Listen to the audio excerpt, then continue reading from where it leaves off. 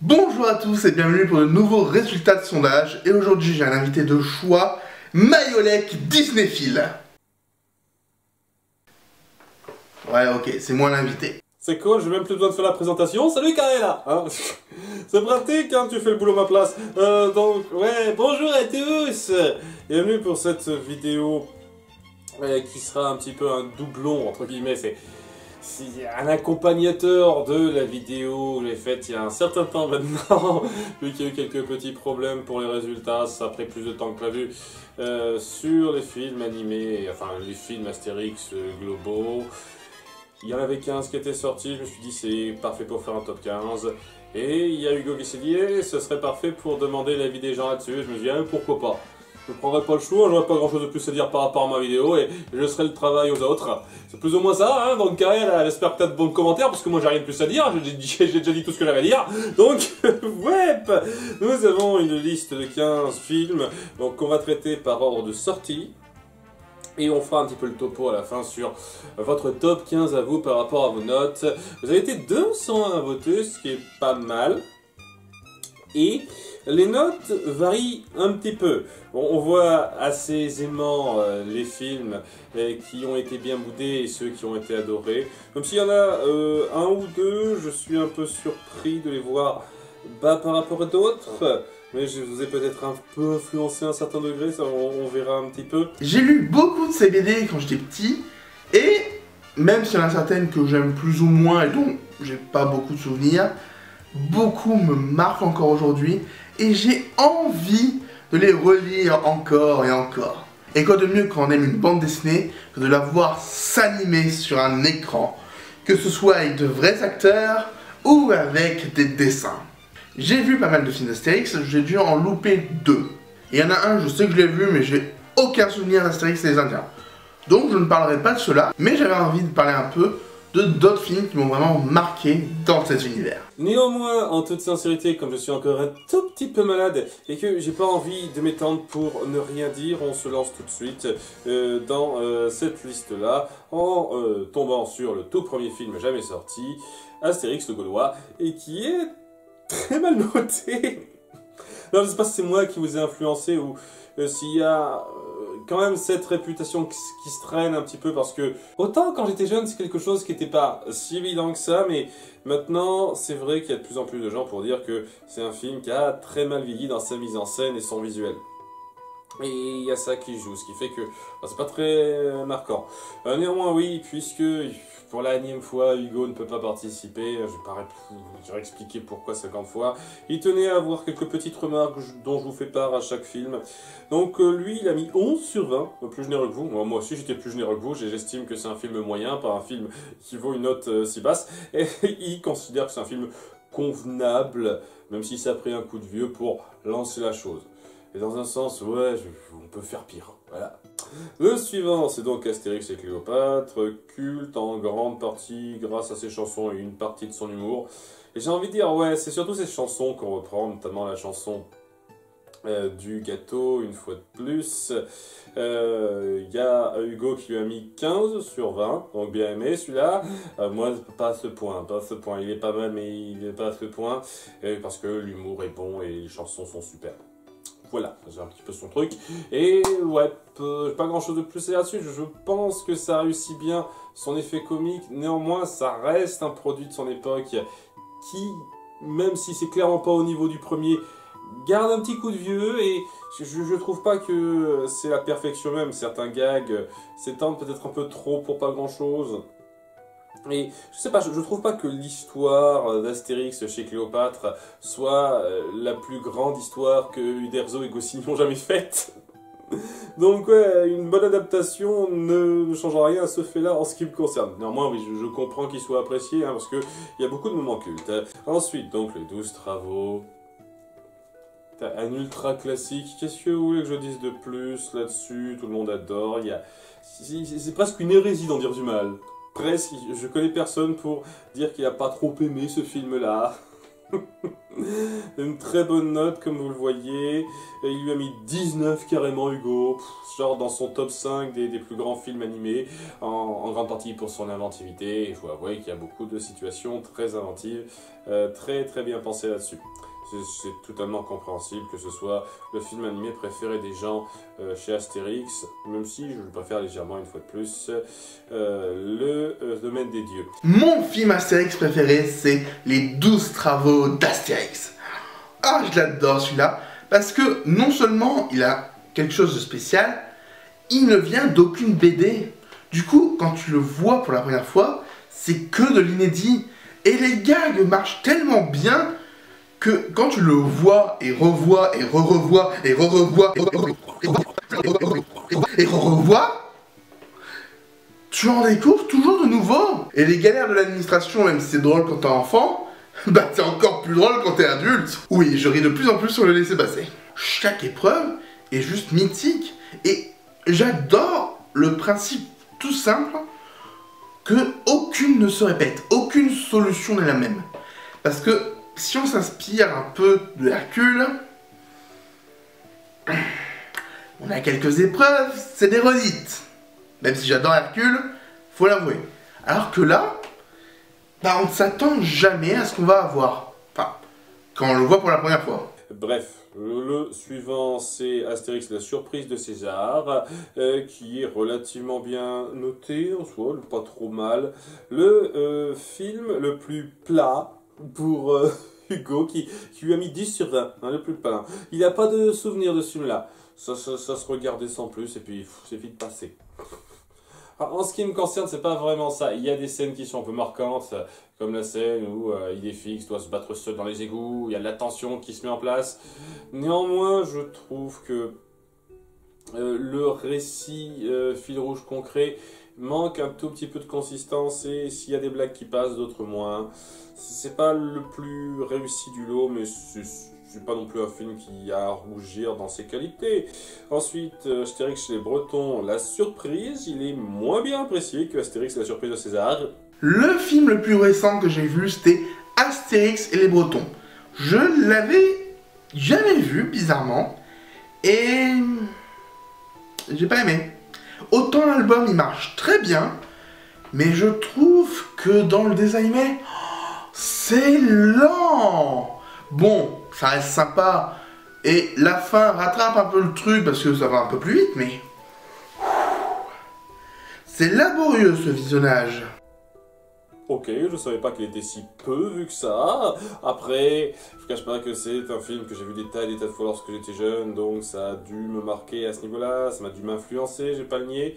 Néanmoins, je trouve que son récit est quand même mieux filé que celui de La Surprise de César. Et bon, là aussi c'est très personnel, mais les gags étaient un petit peu mieux réussis. Rapidement, Hugo lui a mis 12 sur 20. Ensuite, Le Coup du Menhir, plutôt bonne note en soi. Et il lui a mis 14, Hugo, un film très original, assez rafraîchissant dans l'idée, j'avoue qu'il se démarque pas mal, c'est un petit peu le truc qu'il met à part. J'ai vu un commentaire lorsque il est sur mon top 15, c'est presque un film que Don Bluth aurait fait dans l'ambiance. Et c'est pas faux, mais malgré ça, il y a quand même suffisamment la patte Astérix pour que ça se reconnaisse comme tel. Astérix et les Indiens, tout juste la moyenne. Et des notes un peu bizarres de la part d'Hugo qui lui a mis 12 sur 20, donc un peu mieux que tout le monde, et qui n'a pas grand chose de positif. L'histoire pêche un peu, c'est un petit peu lent, mais 12 sur 20, ok. Donc, des fois, qu'est-ce que vous voulez que je vous dise, hein, on n'a pas non plus quelque chose de très précis dans le descriptif. Sans doute, les chansons passent, il y a des gags qui sont suffisamment bons pour lui. Donc, ouais, c'est ce film, comme je l'ai dit, et sans doute le deuxième pire dans l'idée, pour moi, d'un film qui ne se ressent pas du tout comme un Astérix, tout simplement. C'est un film Disney low cost de l'époque, et ça rend pas super bien. Ça passe sans plus, quoi. C'est exactement ça. Et je suis à peu près de l'avis global lorsque je vois la note. Bien, on va commencer le premier film live action. Et oui, on a une longue période de films animés. Et c'est à partir du film Astérix contre César, qu'on a commencé à voir des films live action avec des acteurs réels, même si ça a quand même été un tout petit peu voulu avant, mais ça n'a jamais été concrétisé, c'est le premier à avoir marché. Et voilà, contre César n'a pas une note faramineuse. Ce qui ne m'étonne pas, vu le nombre de critiques qui ont été faites autour de ce film. Et je les comprends, ces critiques. J'estime que si vous regardez un film Astérix pour une histoire ultra bien pensée, je trouve ça un petit peu abusé. Je trouve que quand les acteurs cabotinent, c'est pas le pire qui soit. Et l'histoire en soi est loin d'être si horrible.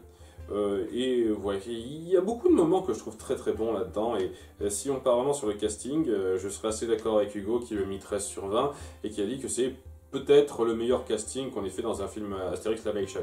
Même si l'histoire est perfectible. Je suis assez d'accord avec lui là-dessus. Donc le suivant, c'est le grand classique Mission Cléopâtre.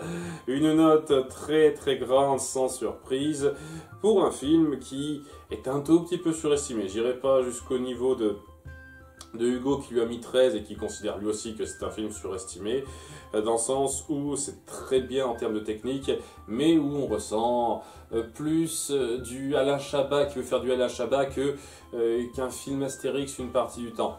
Et je suis en partie d'accord avec ça. Je trouve pas que l'humour Alain Chabat est forcément mauvais dans ce cadre-là, mais l'enchaînement souvent, il se ressent. Et je sais pas, je comprends aisément qu'on trouve ce film culte, hein, et il est drôle à de nombreux moments. Néanmoins, je trouve pas que ça fasse du 100% touché, quoi. De temps en temps, c'est un petit peu plat. De temps en temps, la blague, elle est pas carrée à fond, réussie. De temps en temps, il y a des trucs à redire, quoi. Et c'est pour ça que j'estime que c'est un tout petit peu abusé de considérer ça comme l'une des plus grandes comédies françaises jamais faites au monde. C'est un tout petit peu abusé pour moi. Bref, le suivant, c'est le dernier film animé Astérix en 2D. Astérix et les Vikings, qui, comme pour moi, est considéré comme correct sans plus. Voilà, ça se regarde. Il y a des trucs à la Disney aussi, pas aussi grossiers que dans Astérix et les Indiens, j'irais dire, mais il y en a quand même un petit peu des trucs comme ça. Et ouais. Hein, c'est un peu grossier par moments, souvent très prévisible, ça va sans plus. Et ouais, c'est plus ou moins ce que dit Hugo, il lui a mis 12 sur 20, c'est bien animé, mais en termes de scénario, pas particulièrement marquant. Bien, ensuite, nous entamons la suite, le début des films maudits, j'ai envie de dire, avec Astérix aux Jeux Olympiques. Les films détestés, donc 6,65, pas du tout aimé. Et Hugo ne sera pas de votre avis, puisque lui, il lui a mis 12 sur 20. Je trouve que c'est un film un peu sous-estimé par rapport à ce qu'il est, c'est pas une sombre merde, et de temps en temps l'humour passe, en grande partie grâce au duo Poulvord-Delon qui marche très bien. Et je suis plutôt d'accord avec ça, même si ça vient surtout de Poulvord, puisque Delon on faisait pas des masses d'efforts, hein, pour ceux qui ont suivi la chronique de Moa là-dessus. Mais ouais, je vais le redire une fois de plus, ce film, je l'aurais mis au même niveau que les deux suivants live action, s'il n'y avait pas la scène de fin. Mais la scène de fin, c'est peut-être la chose la plus insultante que j'ai jamais vue au cinéma. Me faire prendre pour un mouton à ce point, avec des guests qu'on balance en pleine gueule, même pas de façon un tant soit peu incorporée dans le récit, c'est juste, regardez, vous en êtes toutes ces célébrités sportives, hein, vous aimez ça, vous le public? Allez vous faire enculer, quoi, sérieusement, il n'y a rien de plus énervant que ça pour moi. Sérieusement. Donc ouais, cette scène-là, à elle seule, je leur dis, elle suffit à plomber le film et à le rendre mauvais. Alors que si je me centrais uniquement sur tout le reste, il y a des grossièretés, des fois c'est pas trop génial, mais ça passe. Mais voilà, c'est la fin, je suis désolé, la fin, non, je peux pas. S'il y a un film qui termine comme ça, ne peut pas être bien pour moi. Bon, ensuite, Astérix, c'est le domaine des dieux, qui a une très bonne note là aussi. Hugo l'a noté 14. Je ne suis pas fan de Astier, mais c'est une bonne relance de la franchise Astérix au cinéma d'animation. Et ouais, bon. Pour moi, c'est le mieux, c'est le plus réussi, comme vous le savez. J'ai déjà donné mon avis là-dessus. Le suivant, donc au service de Sa Majesté, vraiment détesté par certaines personnes qui considèrent que c'est genre le pire de tous les temps. Et Hugo sera d'accord avec vous, c'est le seul auquel il a mis moins de 10. Il a mis 8 sur 20, le film le plus ennuyeux. Il y a un tout petit peu la prestation de Lucchini qui passe, mais en dehors de ça, il n'y a pas grand chose qui en ressort, quoi. Film ultra plat et ennuyeux pour lui. Ouais, pour moi, c'est au même niveau qu'Astérix aux Jeux Olympiques sans la fin de merde. Voilà, des fois, l'humour passe, des fois, il passe pas. C'est en dents de scie, c'est touché coulé. Voilà, voilà. Donc, le suivant, l'avant-dernier, Le Secret de la Potion Magique. Une bonne note sans grande surprise, je m'attendais limite à plus vu l'engouement de beaucoup de gens en commentaire. Je vais rejoindre un petit peu ce qu'a écrit Hugo, qui lui a mis 13 sur 20. On sent plus que c'est un Pixar acceptable qu'un film Astérix. Et ouais, pour moi c'est, avec Astérix et les Indiens, le film qui fait le moins Astérix du lot, quoi.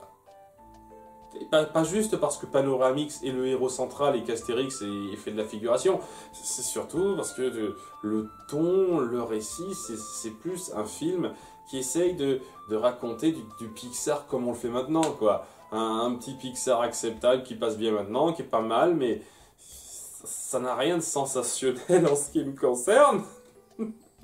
Et honnêtement, oui, avec une note comme ça, je suis déjà un peu content parce que je m'attendais à plus.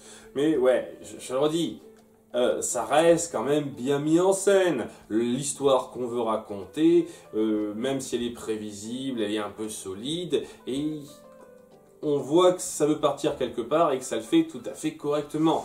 Après, je sais pas, hein, si le simple fait d'avoir une petite héroïne fille qui se met un petit peu en avant et le message un petit peu gentil autour, si pour vous ça suffit à faire de ce film quelque chose de génialissime, tant mieux pour vous.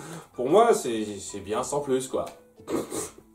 mais bien, hein, bien, hein, suffisamment réussi dans l'idée, hein. J'adore Le Secret de la Potion Magique pour quelque chose d'assez simple. C'est quelque chose de totalement inédit. Parce que oui, on avait un peu la 3D de Astérix et le Domaine des Dieux, mais là, on a une nouvelle 3D un peu améliorée en termes de texture, de lumière, tout ça, c'est magnifique. Et j'adore le côté, on sort du village et on est en France, ou en Gaule plutôt. Parce que moi, il y a un album que j'adorais voir adapté, c'est le Tour de Gaulle. Ça pourrait être tellement bien en live comme en animé, mais on ne l'a pas fait. Et Le Secret de la Potion Magique, il s'en rapproche pas mal. Mais seulement sur une partie du film.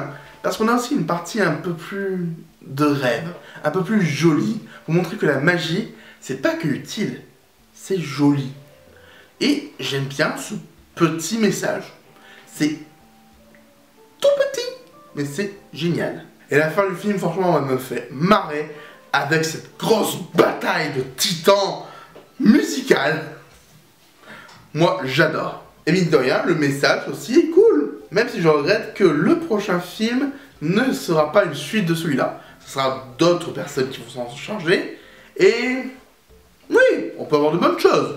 Je ne juge pas. Hein. Moi, l'Empire du Milieu, jusqu'à ce que j'entre dans la salle pour voir le film, je ne l'ai pas jugé. J'avais confiance.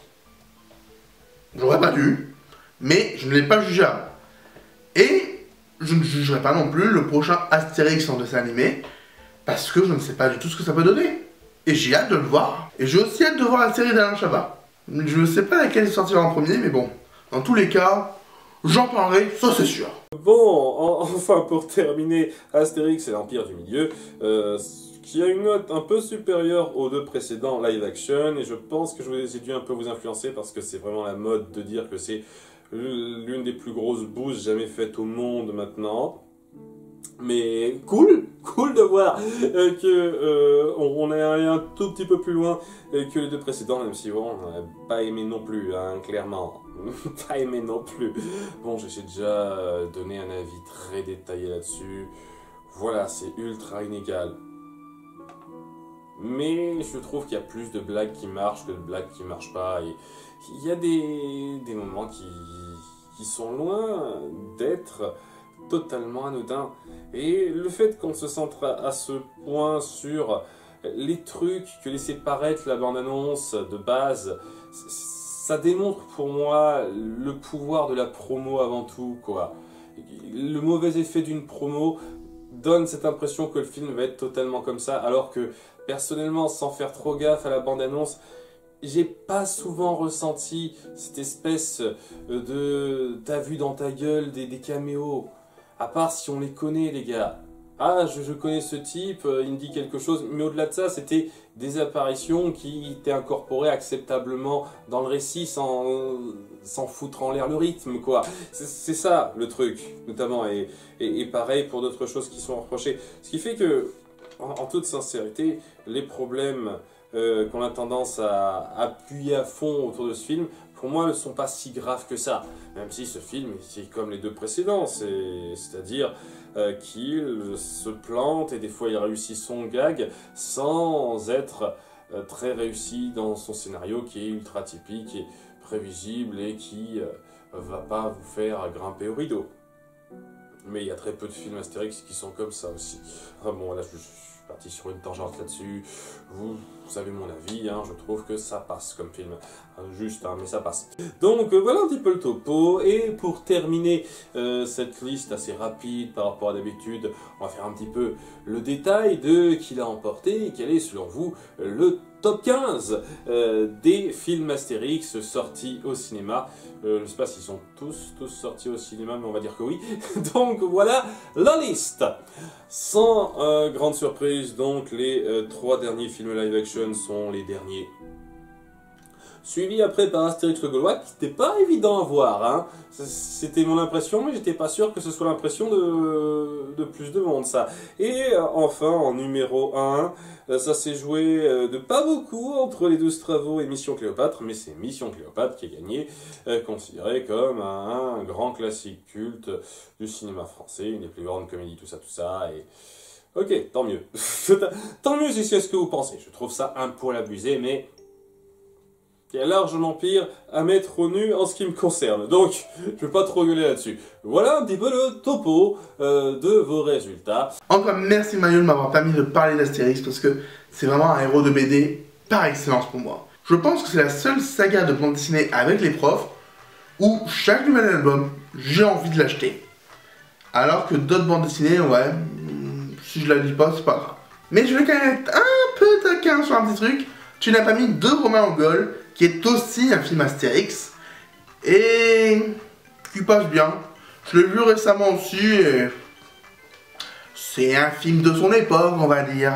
Trouver vraiment une histoire qui se suit, c'est compliqué, et on a certains messages, notamment vis-à-vis des femmes. Ça passe pas aujourd'hui. Même si globalement, ça fait plaisir, et qu'il y a eu quelques petits rires par-ci et par-là. Mais c'est pas le film que je recommande. Sympathique si vous voulez voir tous les films Astérix, mais pas indispensable. Vous savez déjà mon opinion là-dessus. Si vous voulez mes notes personnelles, vous les aurez dans les commentaires, si vous vous souvenez un petit peu comment ça marche. Je vous donne rendez-vous d'ici un certain temps, je ne sais pas exactement quand, pour le prochain sondage qui sera sur la suite de la notation des films animés Disney. En attendant, à très bientôt. Au revoir.